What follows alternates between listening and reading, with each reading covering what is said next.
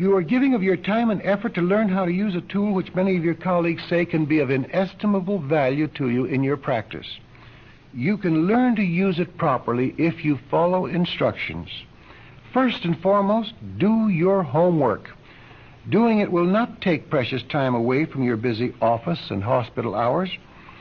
Instead, it will give you extra time to increase your practice and your leisure hours, for you will be able to do more with each patient in less time. Therefore, as we begin practicing tonight, limit your induction period to 1 minute for each patient. If you take longer than a minute to introduce the subject of relaxation and gain the state, you are wasting time.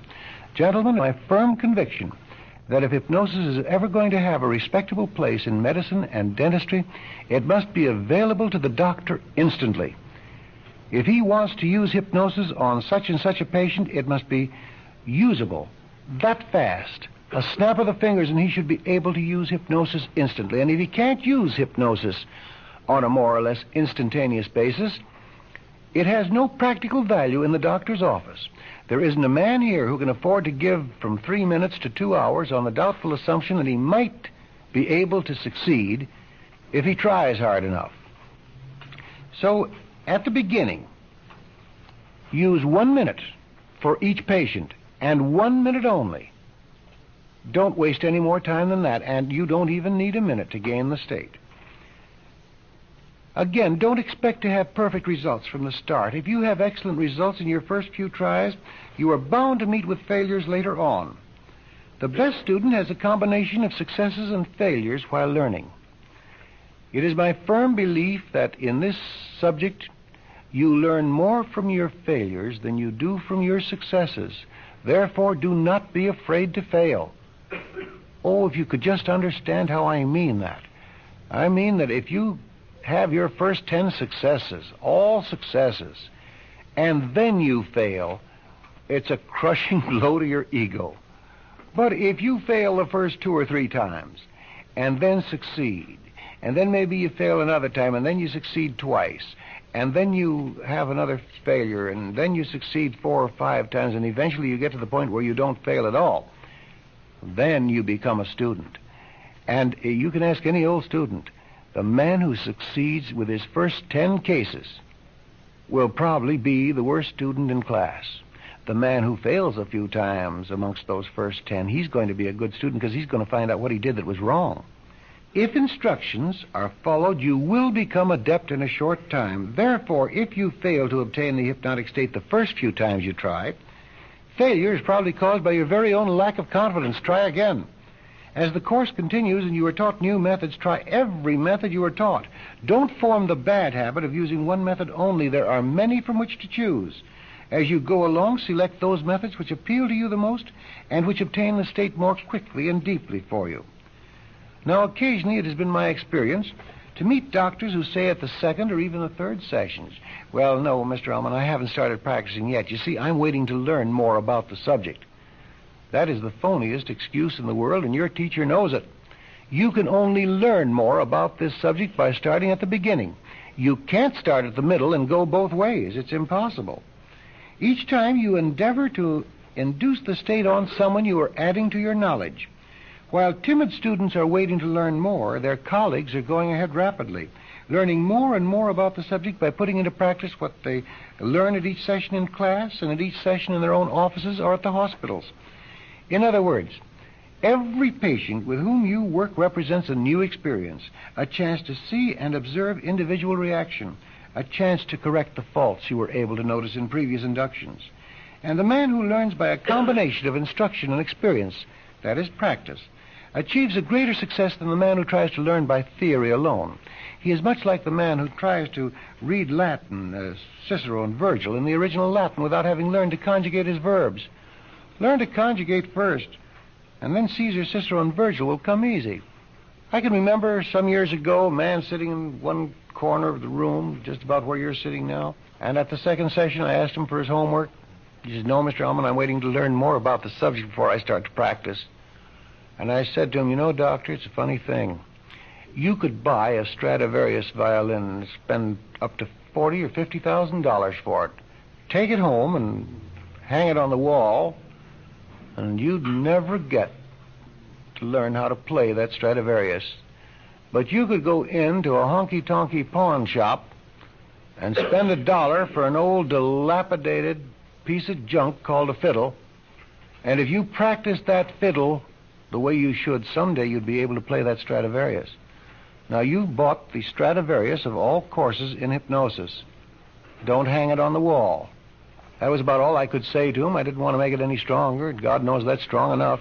But at the 3rd session, he hadn't practiced. Now comes the 9th session. And he says, Mr. Elman, I have an important announcement to make to you in the class. And I said, what's that, doctor? He says, this week I hypnotized 2 people. Well, everybody around the room laughed. Laughed because every man in that room by that time had probably hypnotized a couple of 100 people. And this man still had to make the mistakes that they would make no more. They had finished making the mistakes that he would still have to go through and find out you can't do it that way. Just take a pointer. Start studying as you begin this course. Start studying tomorrow morning. That is, pay attention to the class tonight. Get in your practice and so on. But when tomorrow morning comes, you put hypnosis to work. Then you learn how to use this subject properly. There are certain things you should not do, at least at the start of this course. After 3 or 4 weeks have gone by, then you can forget these don'ts. If you do not bring your wife to class, don't try to hypnotize your wife or members of your family or friends you see merely socially. These people know you are studying hypnosis and put up an instinctive objection to becoming your guinea pigs. Make them ask for it. Here's what I mean. You haven't brought your wife to class, we'll say, tonight, and so you go home and the wife meets you at the door. Hello, dear, did you take your first lesson tonight? Yes. How'd you like it? Oh, well, it's quite interesting. Do you think you learned how to hypnotize? I think I learned something about it, yeah. Go ahead, see if you can hypnotize me. Go ahead, see if you can.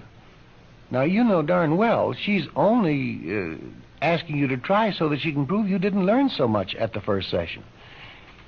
On the other hand, let her be present in class, and she will ask you to use it on her, because people can use hypnosis in so many wonderful ways. And when she sees that hypnosis is not what she thought it was, and not what she saw on the television screen, and not what she read in the magazines or the wrong books, and she finds out that hypnosis is something that everybody in this world already uses, and she has used it many times but didn't recognize the state.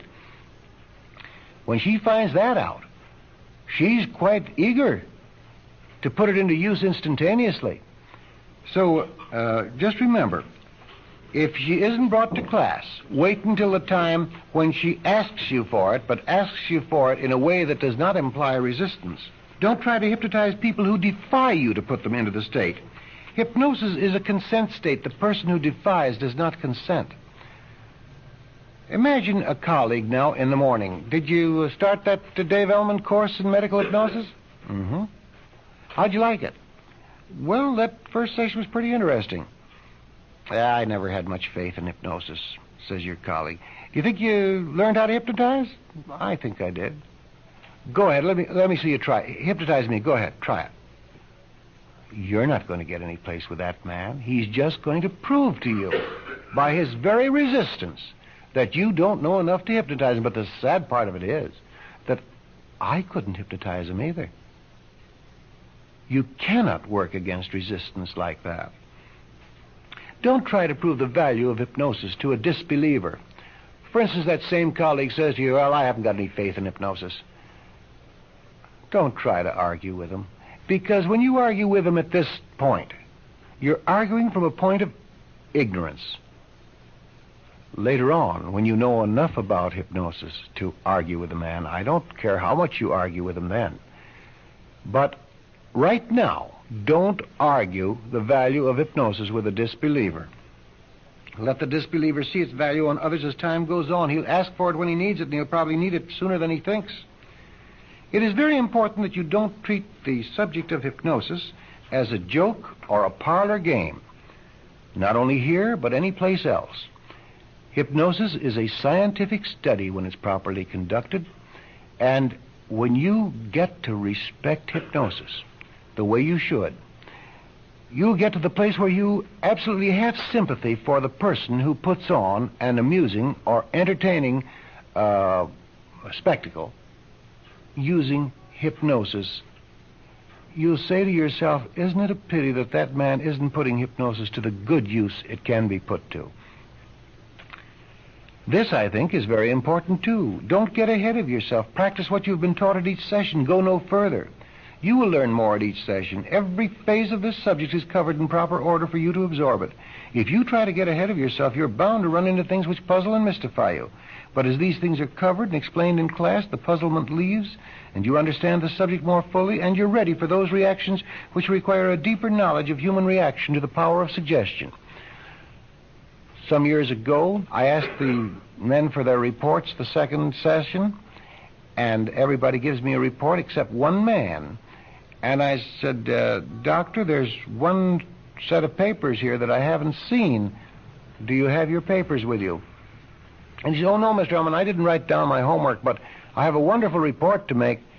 I said, what is that, Doctor? He said, this week I succeeded in using hypnosis exclusively to deliver a woman, and it worked beautifully, worked completely. I had 100% perfect success with it. Now, I guess he expected an ovation, but instead, he heard these words, Doctor, I'm awfully sorry you did that. Well, why? That's what this course teaches, isn't it? I said, yes, Doctor, that's what this course teaches. But with your present knowledge, if you had perfect success, you had perfect success through complete accident. You don't know why it succeeded at all. And when you try it again, you'll fail because you don't have sufficient knowledge to carry a woman through delivery at this point. And then you'll try it a third time, you'll fail. And by the time you've tried about 4 times and failed, then you'll decide that hypnosis can't be relied upon, and you won't make a good student at all. On the other hand, if you go along with the course, and when I tell you that you are well enough equipped now to do a delivery, then you'll be able to help to some extent, at least, every woman that comes into the delivery room.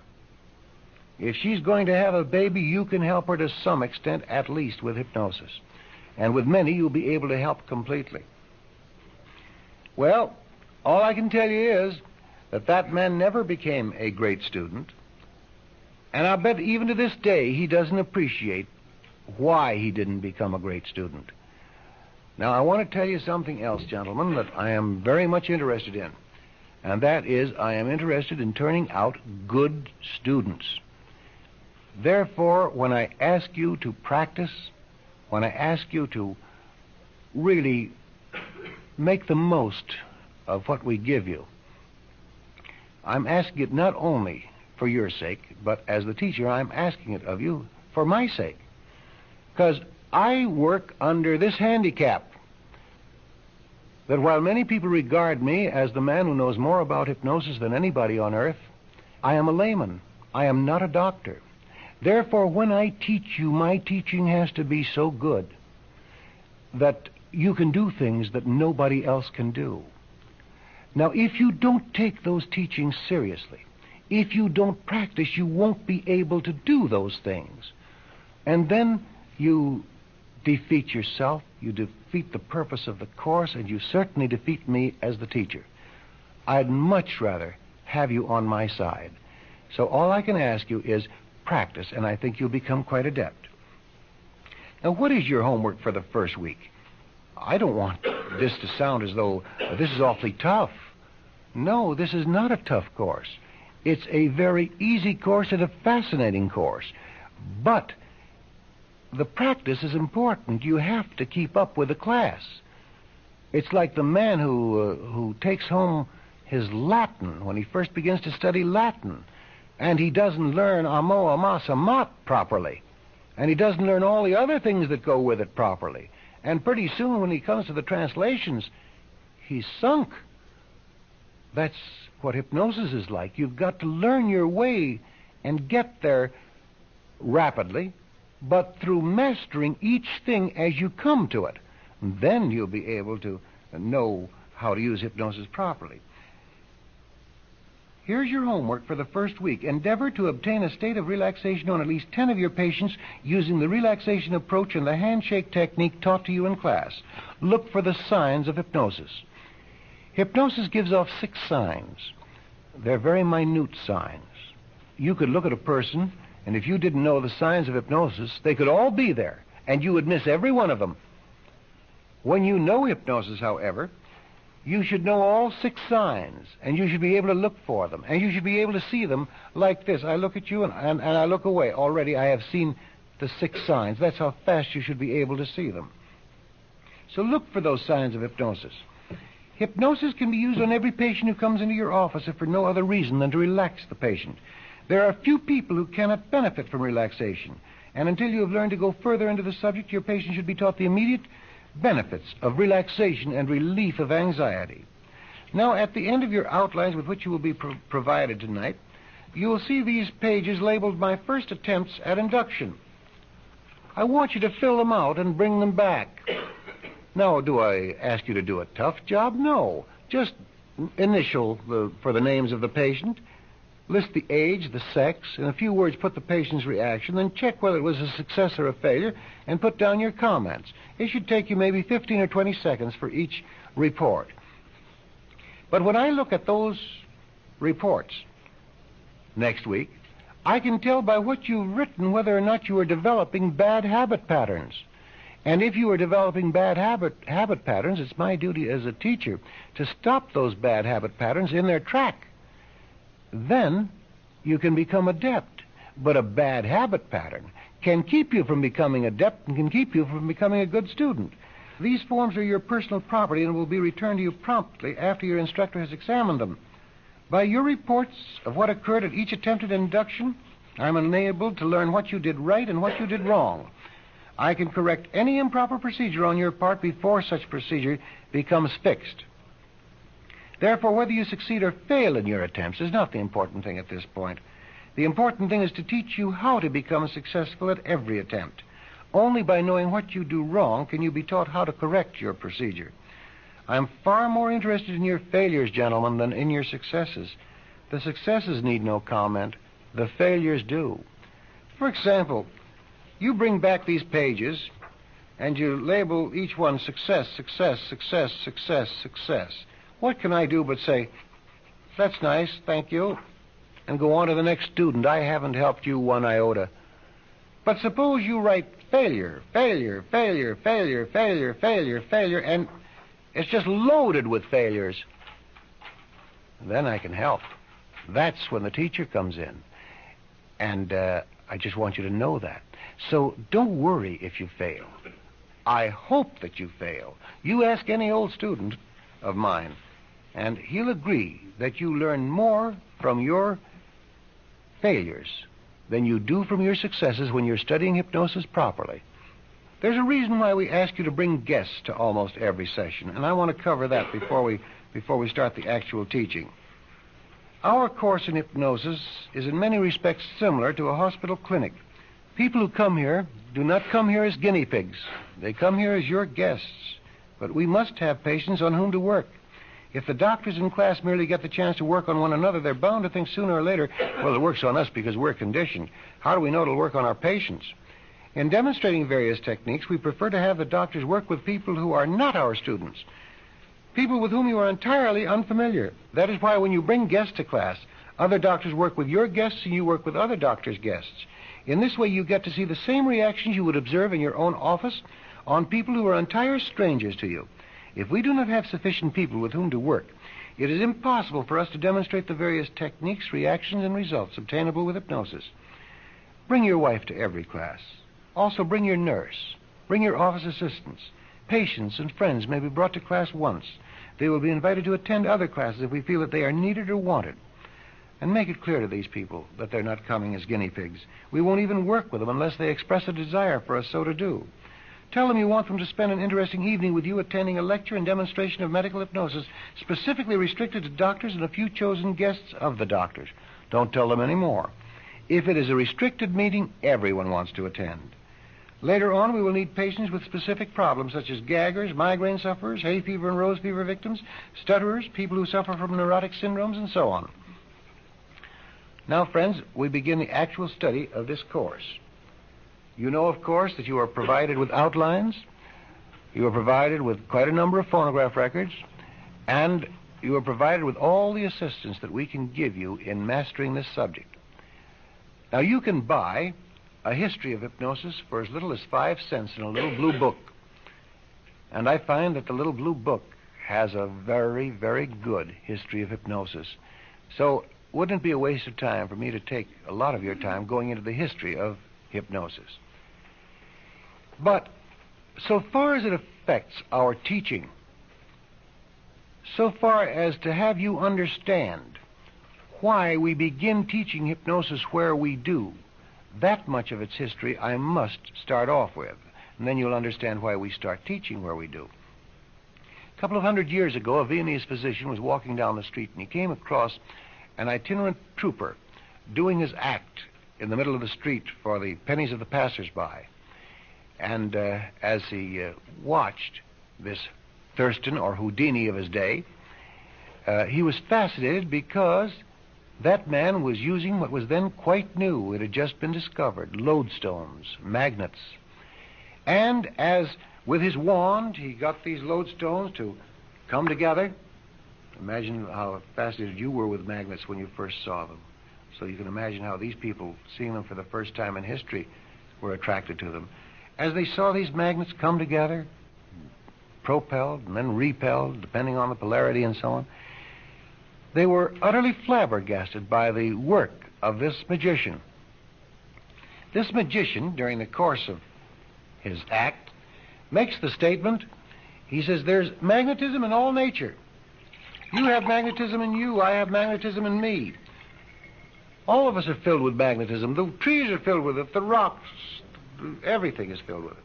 The magnetism in you is such that when I touch you with this rod, with this magnetic rod, you fall to the floor laughing. And he touched somebody in the crowd, and that person fell to the floor laughing. He says, and the magnetism in you is such that you drop to the floor crying, and that person drops to the floor crying, and another one drops to the floor in convulsions, and so on. Whereupon the Viennese physician, observing this, believed that the words of the magician were true, and formed the absurd notion that there is magnetism in all of us, and that if it flows right in our bodies, we are well, and if it gets confused and goes the wrong way, sort of polarity-wise, I guess, although they didn't have the word polarity at that time, that's what makes you sick, and that all illness is based on the fact that the magnetism is flowing in the wrong direction in your body. Now, medicine has had some pretty silly theories, but that's about as silly as you can get. Yet, armed with this ridiculous notion, this man became the most famous practitioner of all time, for even the name of Aesculapius and Paracelsus and all the others are not mentioned half so often as is the name of that man which still remains a household word, Mesmer. Mesmer had as many as 3,000 patients a day. There isn't a doctor in the world that can see 3,000 patients a day. And so he used to form the habit of going out in the yard, touching the tree with his magnetic wand, and now he declared that the tree was magnetized and you didn't have to see him. All you had to do was touch the tree at so much per touch, and you'd get well. Now, thousands of people touched that tree and got well, or what they thought was well. And Mesmer's fame spread all over the world. Even the words animal magnetism, which we use today, are directly traceable to Mesmer. Now imagine this man treating 3,000 patients a day, and in that day and age, doctors knew nothing about hysterical symptoms, that is, very little about them at any rate. They didn't know that a symptom could serve a purpose and be a functional symptom. So the average physician would have a patient of his, we'll say a migraine sufferer.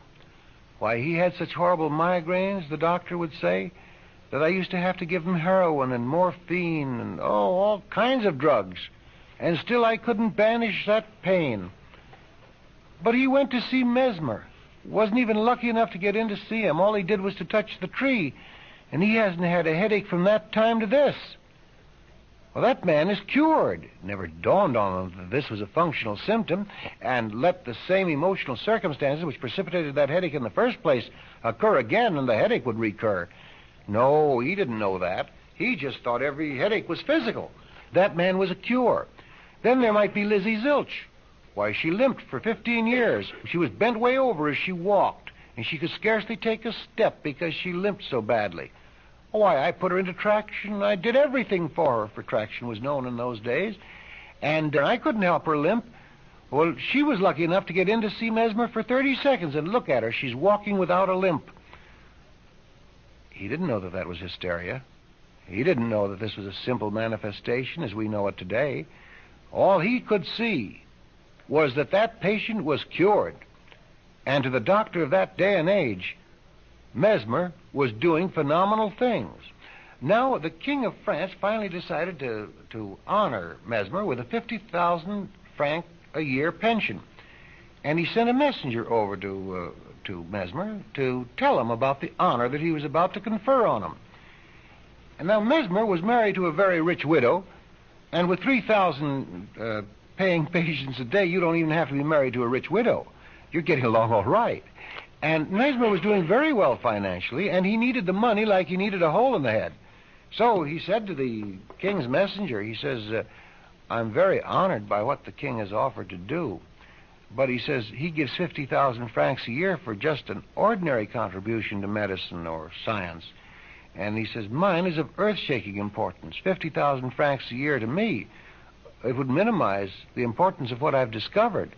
Tell him to make it 100,000 francs, or I'd rather not have him do anything at this time. 100,000 francs would be more in keeping with the discovery that I have made for medicine.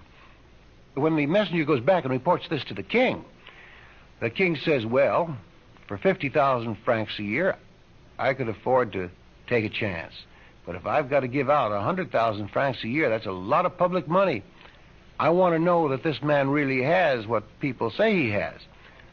So, there was at that time a great man from this country over in France raising money for the American Revolution, Benjamin Franklin. Benjamin Franklin was probably the most important scientist of his day and age, and was eminently respected all over the world. The king appointed Benjamin Franklin to head up a committee of 3 to go over and investigate the rods of Mesmer. This they did. And Benjamin Franklin was able to see through it at once. He said, why, the rods don't have a thing. There's nothing about those rods that will cure anything. But now notice what he said. He brushed medicine lightly by with a feather touch, and yet in a few hours of working with Mesmer, or watching Mesmer at work, he knew more about what Mesmer was doing than Mesmer did. For he said these words, and now I'm giving you an absolute quote. He said, if these people get well at all, they seem to get well by their own imaginings. In other words, he had his finger on the pulse of psychosomatic medicine.